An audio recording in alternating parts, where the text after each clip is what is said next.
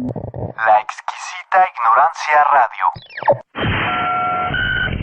Oídos nuevos para propuestas nuevas.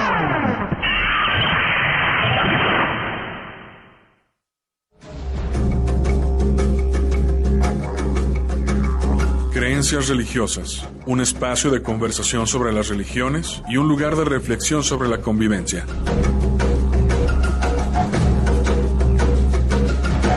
Este programa es producido tanto por el Centro de Estudios Religión y Sociedad y la Maestría en Estudios Filosóficos de la Universidad de Guadalajara, como por el Departamento de Formación Humana del ITESO.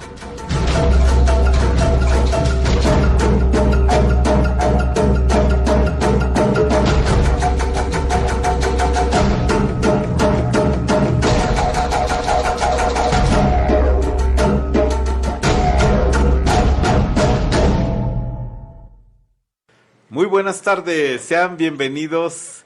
Me estoy riendo porque mire, yo le pedí a César que diera el intro, pero bueno, pues ya bienvenidos, bienvenidas a este programa de creencias religiosas.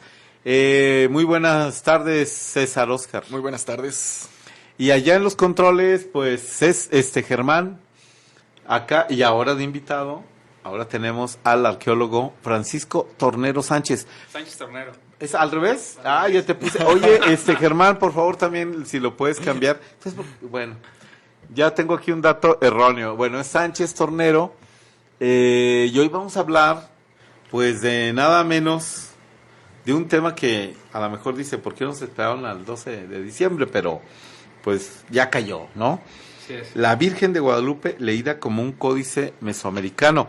Ahora, lo estoy presentando así porque pues Francisco ya ha estado aquí de invitado en otros programas. Ustedes saben que es profesor investigador en las carreras de Arqueología e Historia del CUSH, o de este Centro Universitario de Ciencias Sociales y Humanidades, en la Universidad de Guadalajara, que tiene ya un grado de maestría y que actualmente está cursando ya la cuestión del doctorado. Bueno, ya estás en tu trabajo, sí, ¿no? Que es lo que más o menos nos hablaste algo. Sí, sobre el uso de los colores. Así es, que hablamos en un precisamente en un programa anterior. Pues muy buenas tardes, Francisco. Muchas gracias por la invitación. Oye, este tema, pues lo teníamos así como, ahora sí que una deuda, porque en uno de los programas precisamente tú hiciste y señalaste esta vinculación entre que la Virgen de Guadalupe podía ser leída como un códice mesoamericano. Y hoy, bueno, pues vamos a entrarle a esto. Tú coméntanos por dónde quieres comenzar acerca de este tema, Francisco. Sí, mira, es un tema muy interesante. Normalmente abordamos a la Virgen de Guadalupe desde dos perspectivas. Una académica basada en las fuentes históricas y, bueno, sabemos que los distintos documentos nos hablan sobre la relación de la Virgen de Guadalupe con la diosa Tonantzin o la Coatlicue, ¿no? La otra forma de aproximarnos a la Virgen de Guadalupe es mediante la religión, ¿no?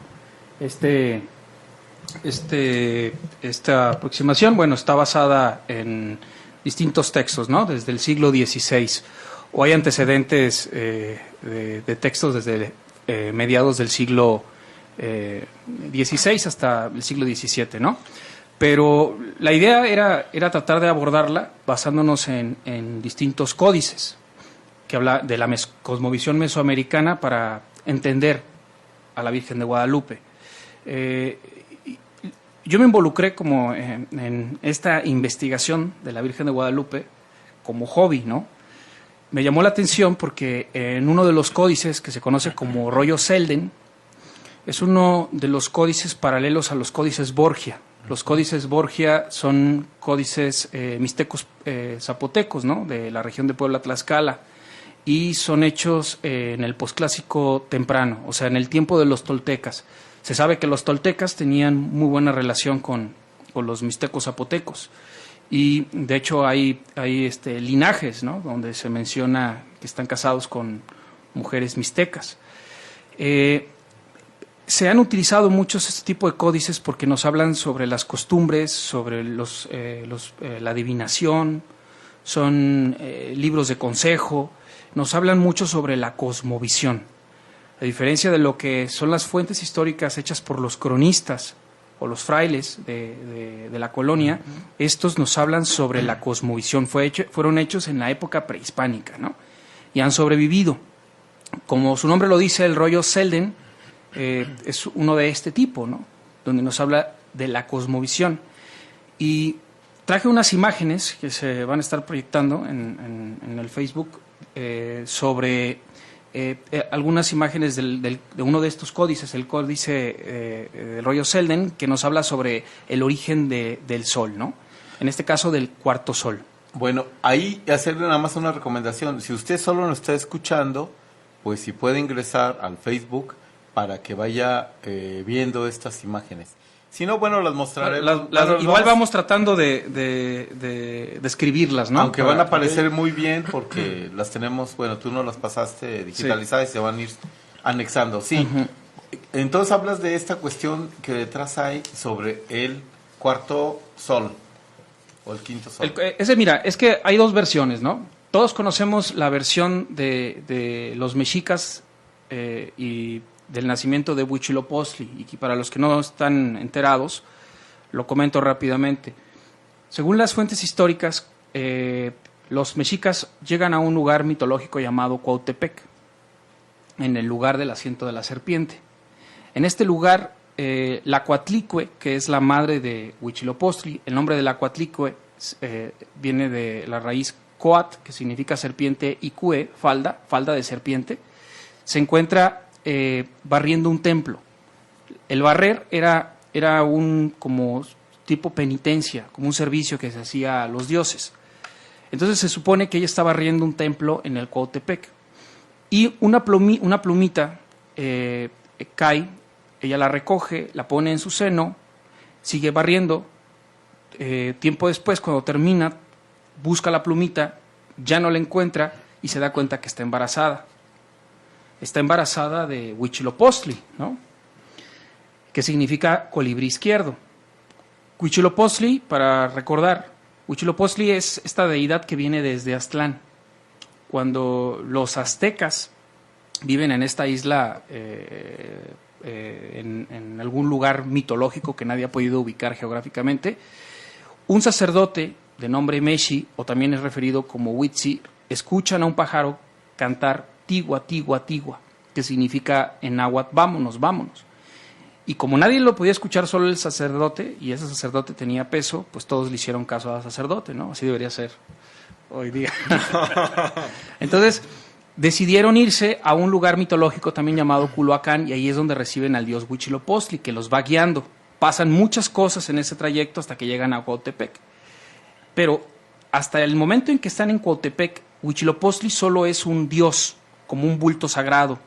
Los bultos sagrados podían ser de piedra, podían ser los huesos de algún ancestro, podían ser en madera, pero no existía como físicamente, es como una deidad simplemente espiritual, ¿no? Representada a lo mejor por un sacerdote. Pero en esta historia nos habla de que en el Cuautepec su madre, la Coatlicue, queda embarazada. Entonces, una de sus hijas, la Coatlicue, tenía varios hijos.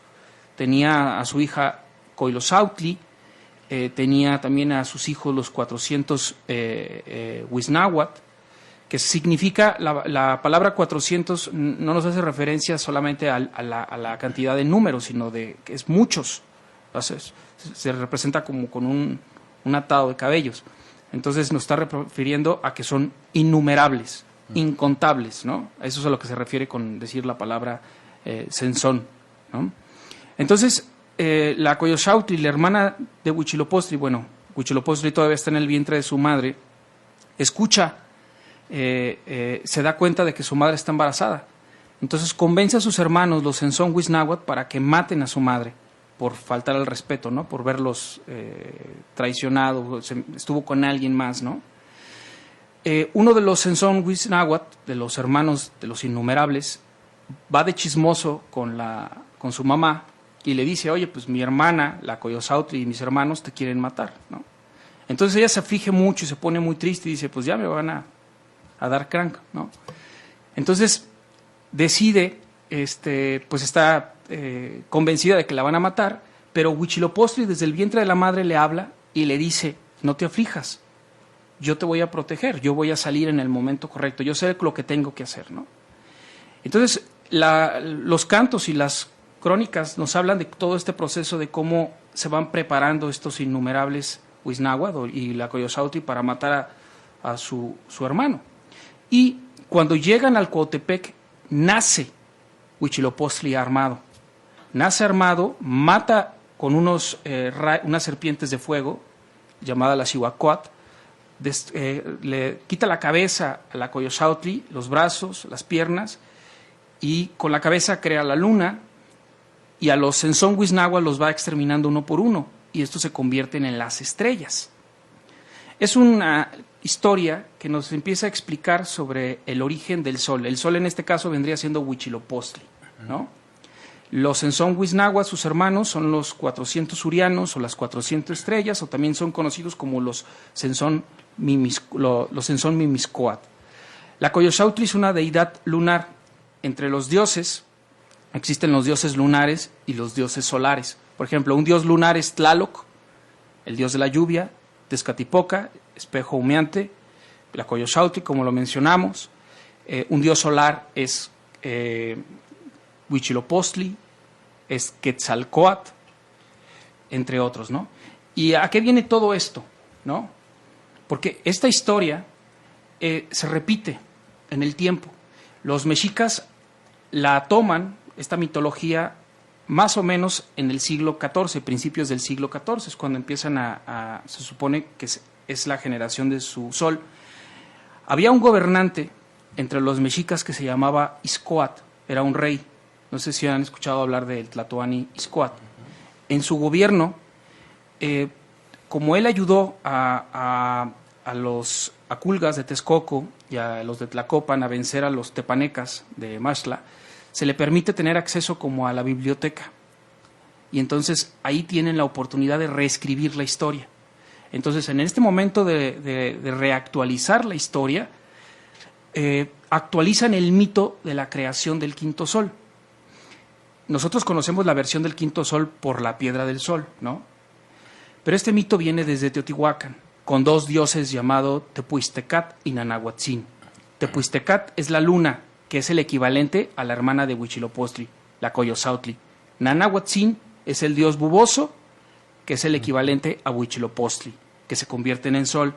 Y entre estos dos hay una lucha de poderes, ¿no? Que se van a seguir viendo, ¿no? Entonces vamos a ver que este mito que ocurrió del nacimiento del sol en Teotihuacán, los toltecas también lo retoman. Vamos a ver unas láminas, ahorita si quieres te digo cuál, donde se empieza a mencionar una de estas partes. Los toltecas lo retoman y los mexicas lo vuelven a retomar. Pero, ¿a qué va todo esto? ¿Qué pasa en 1521? Llegan los españoles a México, conquistan México, y hay un proceso de conversión de los tan citados infieles mexicanos o indígenas mexicanos, ¿no? Siguen adorando a sus deidades como Huitzilopochtli, Tlaloc, Tezcatlipoca, ¿no? La diosa Tosi. Siguen adorando y practicando, o sea, tienen tradiciones y costumbres todavía desde la conquista de 1521 y toda esa década, ¿no? La década de los 20. En ese momento, Hernán Cortés se encuentra explorando más tierras. Llegan otros españoles, como Niño de Guzmán, a estas tierras más o menos en ese tiempo. Entonces es un momento de expansión, pero ¿qué es lo que sucede en el ámbito religioso? Todos los indígenas aún siguen con sus tradiciones. Carlos V manda al fraile Fray Juan de Zumárraga, que se convierte en el obispo de México, ¿no? Y en ese tiempo es cuando aparece la historia de Juan Diego, específicamente en diciembre de 1531, inicios de la década de los 30. ¿Por qué cuento esto? Bueno, porque quería hacer como el antecedente desde la época prehispánica, un mito muy importante que tiene mucho que ver con la Virgen de Guadalupe, y la primera década de lo que es la conquista, ¿no? En esta década pues, nos encontramos, como lo mencioné, con que los españoles que ya conquistaron la Ciudad de México están todavía explorando otras zonas, ¿no? Hernán Cortés está en Honduras, Nuño de Guzmán está explorando otras zonas hacia acá, hacia la Nueva Galicia. Entonces, para 1930 es un periodo complicado en la Nueva España, ¿no? Hernán Cortés está en España para 1930. 1530, está en España hablando con Carlos V porque lo están acusando de maltrato con los indios, ¿no? En ese tiempo se queda en la Ciudad de México a cargo Nuño de Guzmán en la audiencia y como obispo está Zumárraga. Nuño de Guzmán y Zumárraga no se caían. De hecho, para poder hacer las denuncias de Zumárraga hacia Europa, tuvo que poner una carta dentro de una virgen y mandarla sellada, porque Nuño de Guzmán tenía espías en los puertos, entonces toda carta que salía la revisaban para que no lo denunciaran, ¿no? Nuño de Guzmán tenía la fama de ser cruel y sanguinario, ¿no? Tenía un harem de indios, esclavos, o sea, era todo un personaje, ¿no? Y también dicen que era casto, no sé por qué, si tenía un harem, ¿no? Pero tenemos que este periodo es muy conflictivo, ¿no? Hay un proceso muy difícil y es cuando los frailes empiezan a tratar de hacer la conversión, ¿no? Los primeros 10 décadas, este es un proceso en el que hay conquista, pero también hay frailes que están intentando aprender la lengua, no la dominan a la perfección, pero aparece este relato. En 1531 aparece Juan Diego, ¿sí? Aparece Juan Diego, Cuatlatoacín. Ese es su nombre indígena. Juan Diego se supone que nace en 1490. Nace antes de la conquista, ¿no? Entonces, para 1531 tiene un aproximado de 40 años, ¿no? 41 años. Y todos sabemos la historia, ¿no? Que es la historia que nos han enseñado en el catecismo, ¿no? La de las apariciones y sobre todo, digo, del Juan Diego, ahora que ya ¿cómo se dice? Se hizo santo, pues salió más biografía, ¿no? De él, pero la primera relación o la representación que tenemos es por la cuestión del Nicán Mopogua, o así sucedió, que la cuestión de las apariciones de la Virgen de Guadalupe, ¿no? Sí, el Nicán Mopogua es escrito o publicado, se supone, hacia 1556. O sea, se supone que la aparición de la Virgen de Guadalupe ocurre en el Tepeyac el 12, bueno, desde el 9 de diciembre hasta el 12 de diciembre de 1531, pero en realidad está propuesta la fecha para 1556, en la que el Nicán Mopogua aparece como un texto relacionado con la Virgen de Guadalupe, ¿no? Es interesante esto, ¿por qué? Si hacemos un pequeño recuento de lo que sucedió con Juan Diego, se dice que Juan Diego vivía en Cuautitlán, ¿no? Que vivía con su tío, también se llamaba Juan Bautista, ¿no? Se supone que Juan Diego el 9 de diciembre se dirigía hacia el convento de Tlatelolco, por el convento de franciscanos más importante, ¿no? Entonces en su trayecto nos dice la fuente que sube el cerro del Tepeyac por el lado poniente, mirando hacia el oriente, ¿no? Y ahí es donde se tiene la primera aparición de la Virgen de Guadalupe. Y nos hace, el texto nos refiere a que se iluminaba como si fuera el sol, en referencia a que el sol está saliendo, ¿no? Del lado oriente. Juan Diego sube por el poniente y entonces lo está viendo desde el oriente, ¿no? La segunda vez que tiene esta encuentro es cuando regresa de Tlatelolco hacia Tepeyac y sube por el sur, ¿no? Y le dice, no, pues es que no me cree, Zumárraga, ¿no? La tercera vez que vuelve a tener, en realidad, trata de esquivar a la Virgen porque su tío está enfermo y entonces pues trata de darle la vuelta, ¿no? Entonces le da la vuelta por el norte y se la encuentra después en el poniente, ¿no? Y la última vez es cuando llega con Zumárraga, ¿no? Entonces, pero este relato nos tiene ahí la primera base de nuestra relación con la época prehispánica. Nos habla de los puntos cardinales, ¿no? Y habría una aparición más que esa, es al tío mismo que en su lecho de enfermo lo cura y se le aparece, ¿no? Así es como un primer milagro de esta advocación mariana. Sí. Mira, tengo unos datos muy interesantes. En el Nicán Mopogua, que nos menciona que fue toda esta historia que nosotros conocemos se supone que fue escrita por Antonio Valeriano en estas fechas. ¿Quién era Antonio Valeriano? Antonio Valeriano era un indígena que fue educado por los franciscanos en Tlatelolco, hablaba latín a la perfección, castellano a la perfección y náhuatl a la perfección.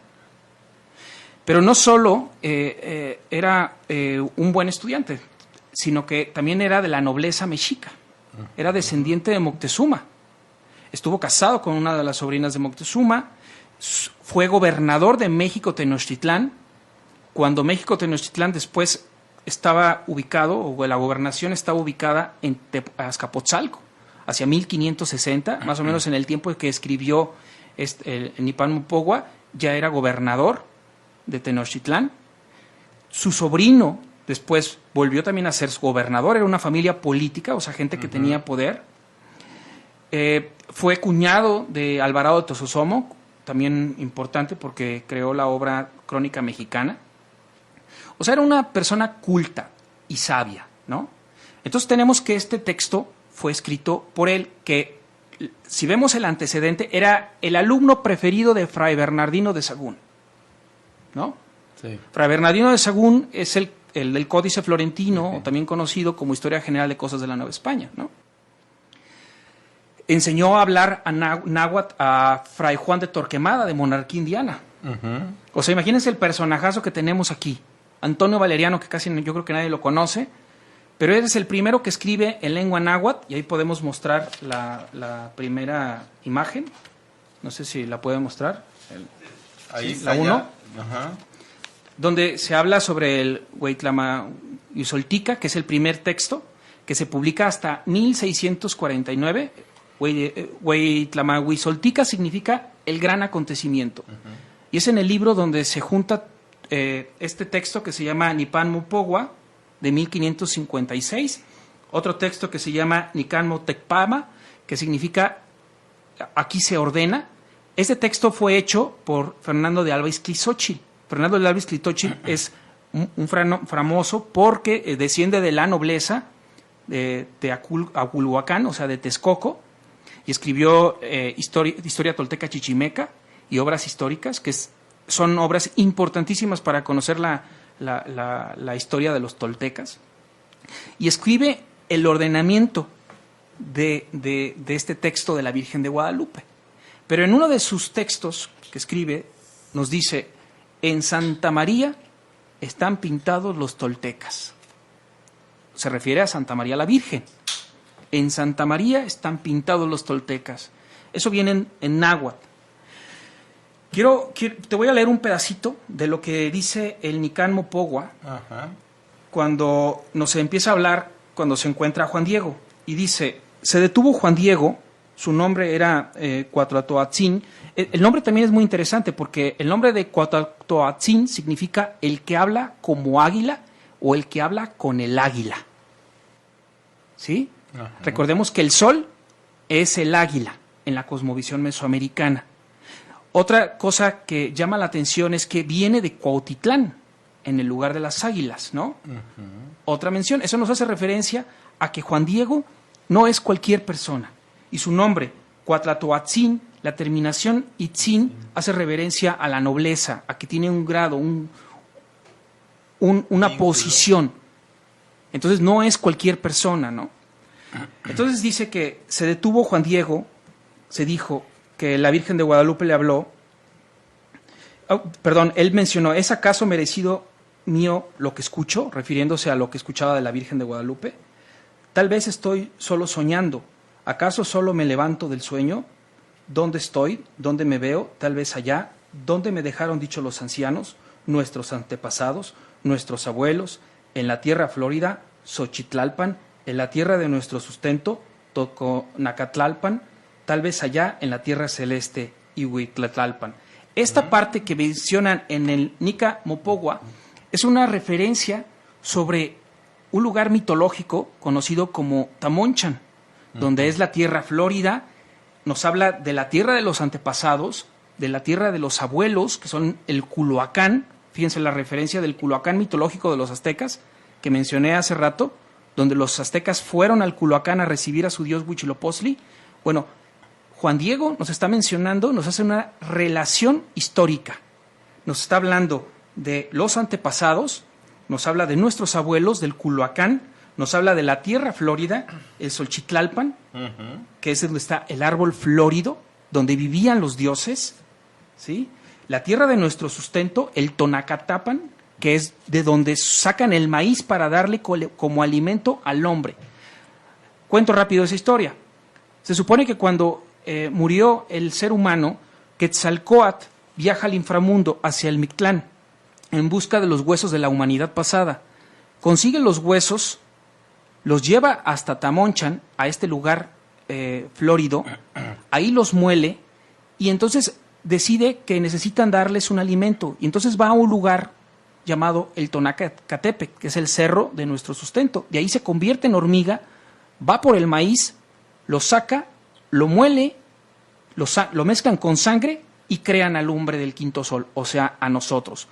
Esa historia está referido en este pasaje, ¿no? Es la primera referencia que vemos dentro del texto de Nicán Mopogua, que hace referencia a un concepto mitológico, muy antiguo, ¿no? Y la Virgen de Guadalupe le habla a Juan Diego y le dice, hijo mío, el más pequeño. Esta frase va a ser importante. Ahorita les platico por qué. Su madre de él, Dios verdadera, inventor de la gente, Teyocoyani, dueño de la cerca, de lo junto, Toquenahuaque, dueño de los cielos, Ihuicagua, dueño de la superficie terrestre, Tlaltipaque. Eso lo dice la Virgen de Guadalupe. Yo soy la madre de este Dios, ¿no? Y esa referencia nos está haciendo referencia a la deidad Ometecutli. El Dios de los cielos nos está haciendo referencia a Tlaloc, el Dios del Tlaltipac. Nos está haciendo referencia a la cosmovisión mesoamericana, ¿no? ¿Y por qué menciono esto de hijo mío, el más pequeño? Si recordamos la historia que le estaba contando, ahora sí podemos mostrar, yo creo que la imagen... ¿Cuál imagen? La 11. La 11, por favor, Germán. Si recordamos la historia que le estaba contando sobre el nacimiento de Huitzilopochtli, recordamos que la Coatlicue, que es la madre de Huitzilopochtli, ya tiene hijos. La más importante es la Coyolxauhqui, y después le siguen los 400 Mixcoatl.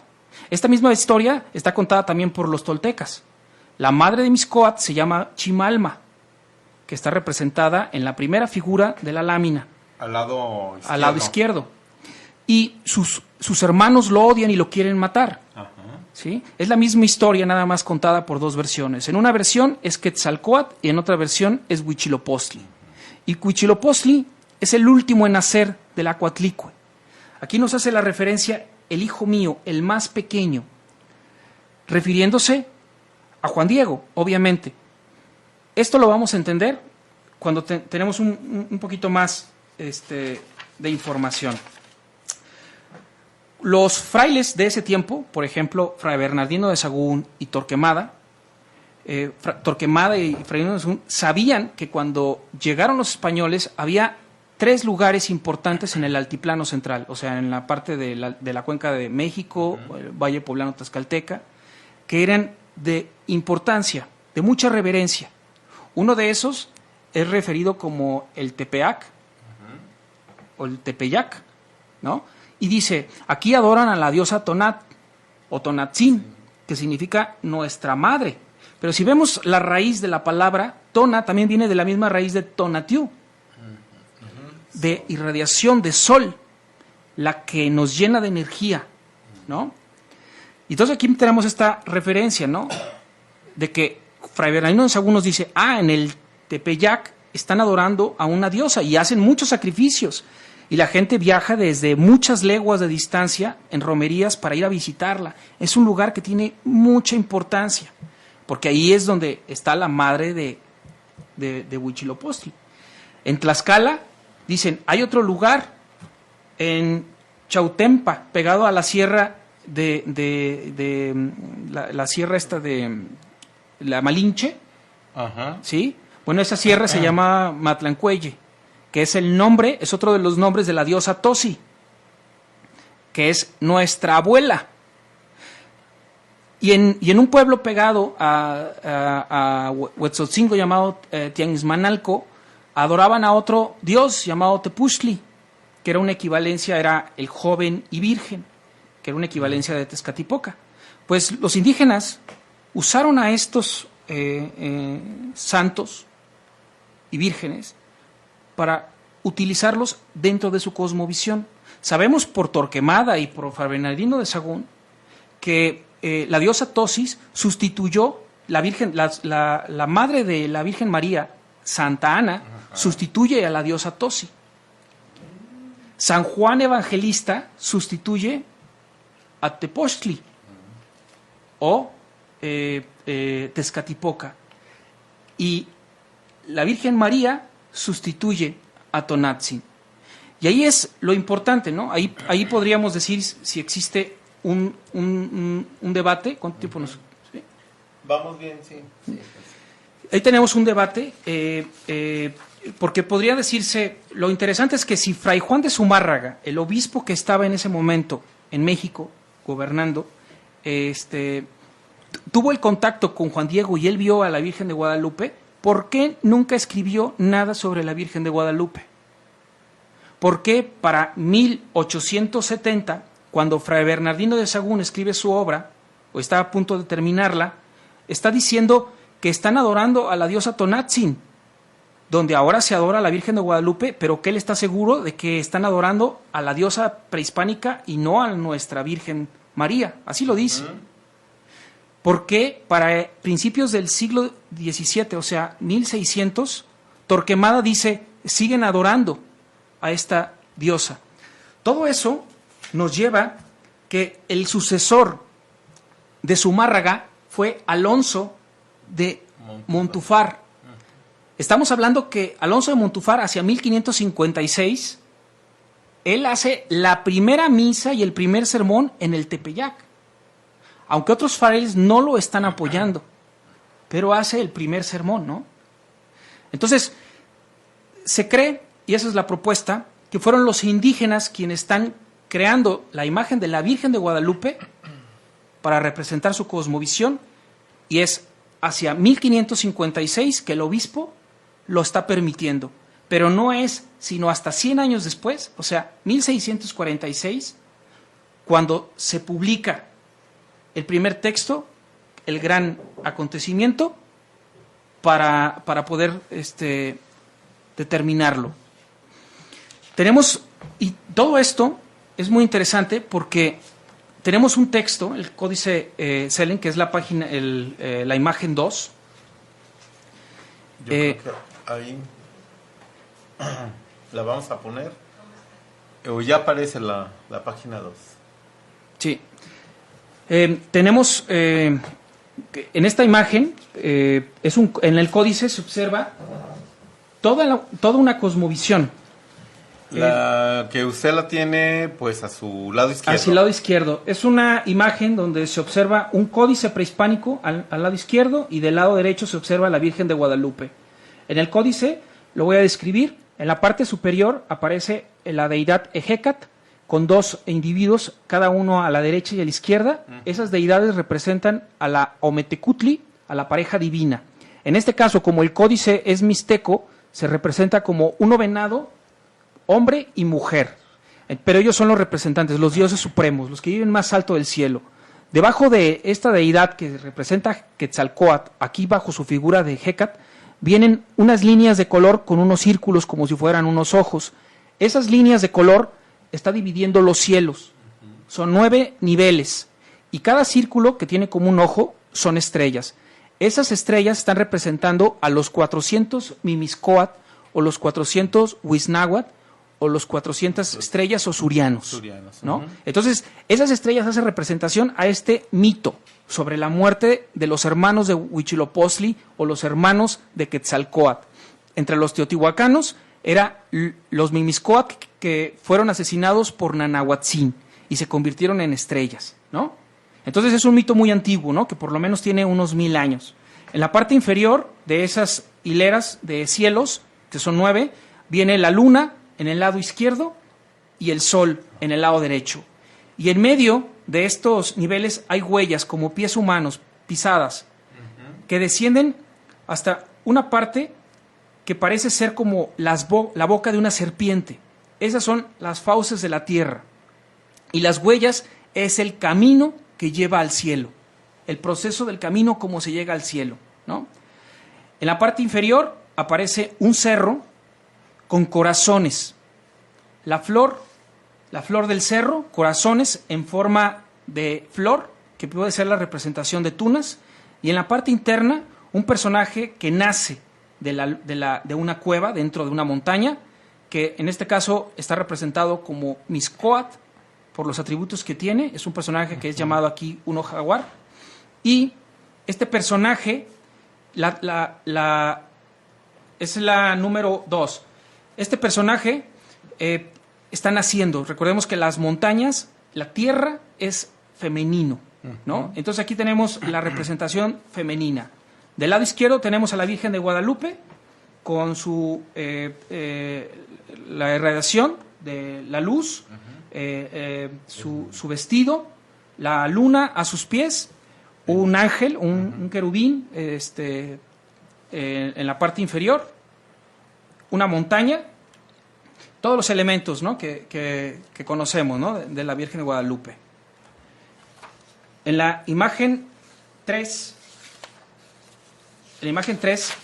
podemos observar, puse varias imágenes para poder entender como esta interpretación, ¿no? Las estrellas que están representadas en el códice a la izquierda representan a la muerte de los 400 surianos, los 400 Mixcoatl, los hermanos de Quetzalcóatl y de Huitzilopochtli. Esas mismas estrellas están representadas en el manto de la Virgen. La representación de los 400 surianos o las estrellas está representado en el manto de la Virgen. En la imagen 4 tenemos el mismo camino que estaba explicándoles con las huellas, donde se representa el camino que lleva desde el cielo, desde el nivel más alto hasta la tierra, ¿no? Que lleva a los hombres hasta la pareja divina. Este es un concepto mitológico de la cosmovisión mesoamericana. Ese mismo camino lo podemos encontrar en la representación a la orilla del manto de la Virgen. Y, curiosamente, cubre totalmente a la Virgen, ¿no? De extremo. En la imagen 5 se representa la luna que viene representada en el códice del rollo Sendel, ¿sí? La luna, como les mencionaba, del lado izquierdo, las parejas representa a estas divinidades que son frías. En este caso, en la cosmovisión prehispánica, la muerte está asociada con la luna. De hecho, la luna está asociada al norte. Es una región que se conoce como Mictlalpan. Entonces, son deidades lunares. ¿Quién es una deidad lunar? La hermana de Huitzilopochtli. Es una deidad lunar. En la Virgen de Guadalupe también tenemos una representación de la luna, ¿no?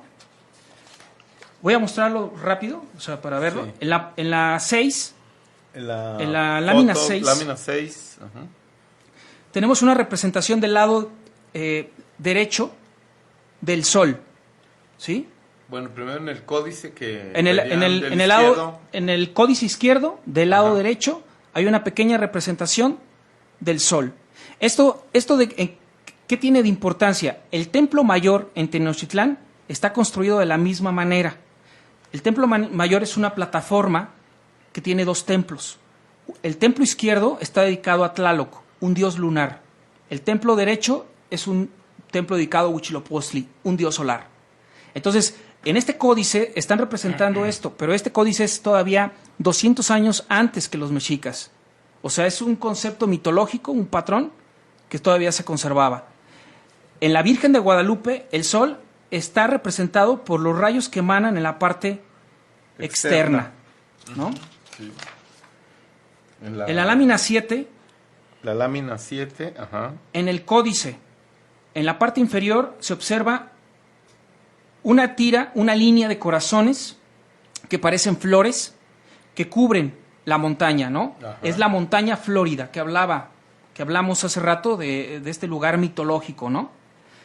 Las flores están representadas dentro del vestido de la Virgen. Estas mismas flores mitológicas pueden ser encontradas dentro del vestido de la Virgen. Este lugar que es mencionado en el Nican Mopogua como el Xochitlalpan, en la tierra florida, que menciona la Virgen cuando se entrevista con Juan Diego.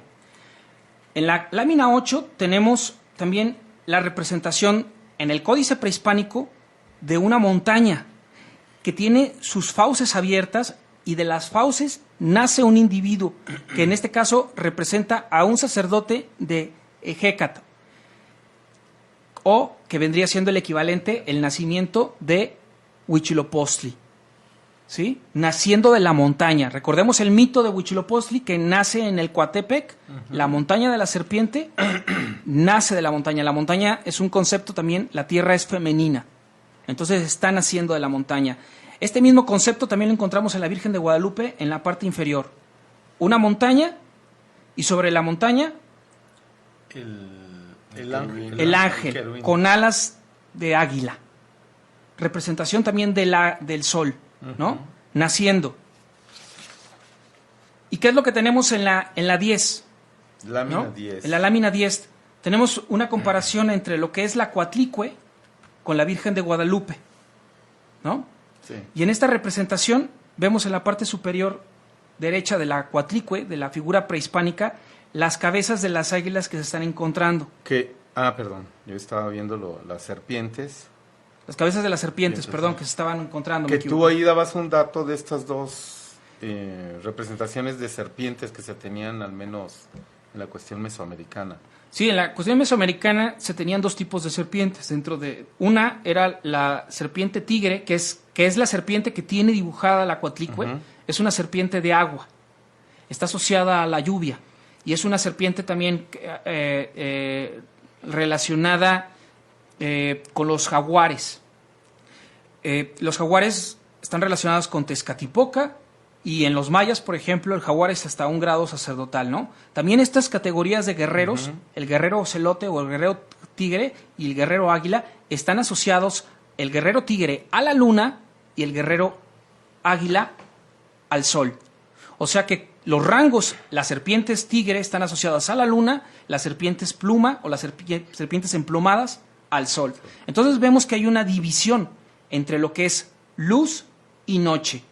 Eso está también representado en la Virgen de Guadalupe. ¿Dónde lo vemos? En la parte inferior del vestido observamos la cabeza de una serpiente. Que es donde el ángel está como sosteniendo... Es la parte inferior del vestido de la Virgen. El ángel está sosteniendo el vestido o lo está jalando, y el arcángel está saliendo de la montaña. El arcángel está saliendo de la montaña sosteniendo el vestido, que el vestido termina en una falda de serpiente. ¿Cómo se llama la madre de Huitzilopochtli? Coatlicue, que significa la de farda de serpiente. Entonces, se habla de que un indígena llamado Marcos Zipac de Aquino fue el pintor de la Virgen de Guadalupe. Mira, hasta ahorita me sé los apellidos. ¿Sí? Yo había oído, porque los franciscanos dicen, no, o sea que en un momento el provincial, en un discurso, dijo, no, esa Virgen la pintó un tal Marco, ¿no? Sí, pero ahora los apellidos que está diciendo... Marco Zipac de Aquino. Se supone que era un erudito indígena también en la pintura, y que la creó más o menos en 1556. Y entonces, lo interesante de esto, existe un debate si la Virgen de Guadalupe fue creada por los franciscanos para la conversión, fusionando elementos prehispánicos.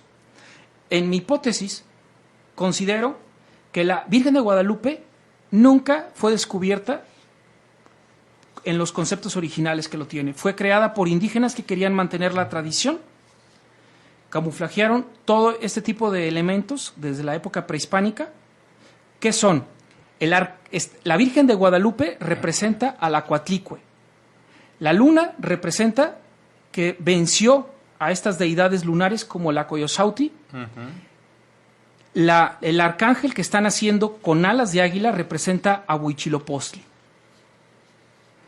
Saliendo de la montaña del Cuautepec, ascendiendo como el sol. Los toltecas y los indígenas en la época colonial, bueno, los toltecas en la época prehispánica, por eso se dice que los toltecas estaban pintados en Santa María y se refiere a la cosmovisión. Los indígenas leían a la Virgen, no solo la veían, la leían. Y toda su cosmovisión, todo su pensamiento, que debemos de recordar que es una religión que lleva por lo menos, si calculamos que el ser humano llegó a América 15,000 años y que de ahí quedaron elementos de tradición, tienen 15,000 años de religión. Pero para no ser tan exagerados, por lo menos 1,000 años de religión no pueden ser cambiados en 10 años, ni en 50. Entonces, ¿qué es lo que hicieron? Encontraron la manera de utilizar santos y vírgenes de la religión católica para utilizarlos dentro de sus fiestas. Y no nos vayamos tan lejos como la Ciudad de México. Aquí en Jalisco, a menos de 20 minutos, tenemos templos que tienen esos mismos elementos. En Santa Cruz de las Flores están adorando el águila, una representación del sol. San Juan Evangelista, se supone que San Juan Evangelista es el más joven de los apóstoles. Por eso los indígenas lo tomaron como Tepuchtli, el joven y virgen. Entonces, en San Juan Evangelista, junto a Cacititlán, están adorando a Tlaloc. Y en Santa Anita, Jalisco, están adorando a la de los remedios, ¿no? A la de los enfermos, que vendría siendo una representación de Tosi o Matlacuelle. Entonces vemos que este tipo de prácticas persistieron no solo en la Ciudad de México. La Virgen de Guadalupe adquirió una importancia tremenda hasta mediados del siglo XVII. Así es. Vamos a hacer un corte y regresando, ¿qué te parece si hacemos algunas preguntas? Porque con todo esto, bueno, lo has presentado de tal manera que ahí están los elementos y que a mí me parece que era necesario todo lo que comentaste acerca del quinto sol para poder entender estos elementos. Con otros que se han hecho incluso pues hace tiempo, si representaban las constelaciones de ese momento y algunas otras cuestiones, ¿no? Vamos a ir a un breve melodía que es de Jorge Reyes, es algo así que encontramos pues que hace mención a una música mesoamericana o lo que pudo ser, que es vamos a tener esa representación. Mientras regresamos, aquí estamos viendo las láminas, usted las está, bueno, tiene como última la número, ¿qué es? Bueno, están numeradas, la última es la 11, que vendría siendo esta. Ah, ok, entonces la 11 y que tiene más cercano lo que, bueno, estos dos elementos que ya tú terminabas, ¿no? Diciendo. Bueno, vamos a la melodía, Germán. Ok. Y les recuerdo, estamos conversando con el arqueólogo Francisco, ahora sí, Sánchez Tornero, y es acerca, pues nada menos que la Virgen de Guadalupe leída como un códice mesoamericano. Aquí estamos en Creencias Religiosas con César Oscar, que también nos dejó sin habla, ¿verdad? Todo eso es posición. Vamos al corte. Está usted escuchando Creencias Religiosas.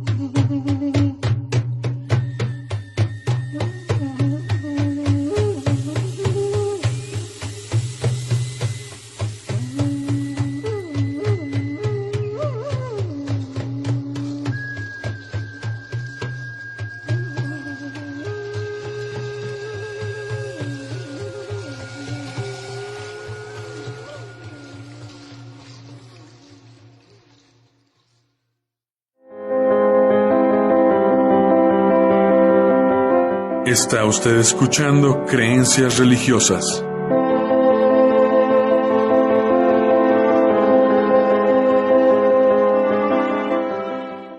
Bueno, pues regresamos rápidamente. Ay, wow, y pues estamos viendo con el tiempo, Francisco se fue. Se fue. Tú traías, pero material como para, yo creo que una ponencia magistral, o sea, que duraron unos 3 horas. Pero bueno, este es el tiempo. En lo que queda de tiempo, que son como 3 minutos, nos estabas platicando algo fuera de micrófonos. Sí, mira, se dice que la fecha de la aparición de la Virgen de Guadalupe en calendario indígena es 13 caña. Y se supone que después del 13 caña inicia 1 pedernal. Entonces, la fecha 1 pedernal es cuando se hacía en la tradición mexica la fiesta de Fuego Nuevo, ¿no? El Fuego Nuevo se hace cada 52 años. Entonces, curiosamente, es en este momento cuando aparece la Virgen de Guadalupe, cuando se supondría tendrían que elaborar el siguiente Fuego Nuevo. Pero no lo pueden practicar porque ya están los españoles y ya está prohibido, ¿no? Entonces, de alguna manera, utilizan este simbolismo para renovar su fuego nuevo, ¿no? Además, desde la fundación de Tenochtitlán hasta la fecha en que aparece, son 4 veces 52, o sea, 4 fuegos nuevos, ¿no? Entonces es una fecha no solo importante por el fuego nuevo, sino porque representa 4 veces, es un fin de un ciclo. Podríamos decir que aquí termina un sol, en ese nivel, y están haciendo un nuevo sol, ahora bajo otra figura y bajo otra representación. Lo mismo que hicieron los aztecas con Ejecat y con Chimalma, o sea, Quetzalcóatl, hijo de Chimalma. Después los aztecas lo reactualizaron con Coatlico y Huitzilopochtli. Sucedió aquí para 1531, ahora bajo la figura de la Virgen de Guadalupe y el ángel que está debajo.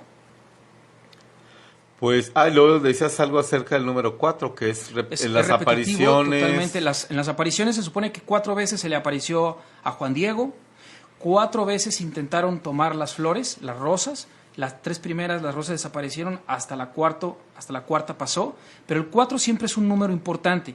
4 veces intentó un dios Tepuixtecat arrojarse al fuego, 4 días duraron los soles sin moverse, o sea, a partir del día 4 movimiento, el sol se empezó a mover. El 4 siempre es una fecha muy importante y está representada aquí. Pues me parece que ahí tenemos, toda esta información. Yo considero que tal vez te invitemos a otro programa por todo lo que quedó ahí en papel. Porque créanme que traía aquí Francisco, pero bastante, ya lo mencioné. Si usted solo está escuchando este programa, le recomendamos que nos vea. Queda también en Facebook, ¿verdad? Queda en Facebook la cuestión Live, sí. Facebook Live, y ahí ya va a ver usted las imágenes. Pues muchísimas gracias, muchas gracias, Francisco Sánchez Tornero, por este tema tan importantísimo. Muy interesante. Para aquellos que siguen líneas de trabajo, de arqueología, de este tipo de conocimiento mesoamericano, ahí hay un gran, me parece, trabajo para quien se interese. Y habrá otros grupos, como decíamos fuera de micrófonos, que a lo mejor se van a interesar dentro de sus interpretaciones, como la cuestión de la mexicanidad, y otros grupos que pues esta interpretación la van a ver desde otra manera, y a lo mejor al rato, vas a ser citado sin ser citado. Muchas gracias a César Oscar, allá en controles, a Germán, a usted por haber estado en esta exposición de Francisco, y los esperamos en el próximo programa. Muchísimas gracias.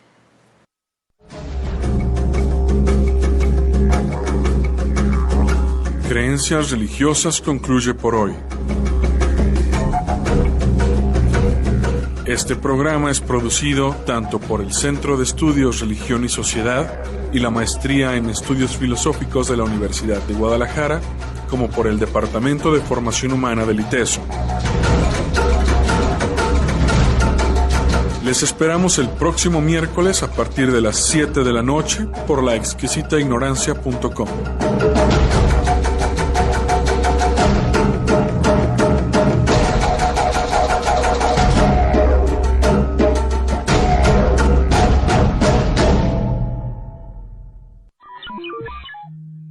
La exquisita ignorancia radio. Oídos nuevos para propuestas nuevas.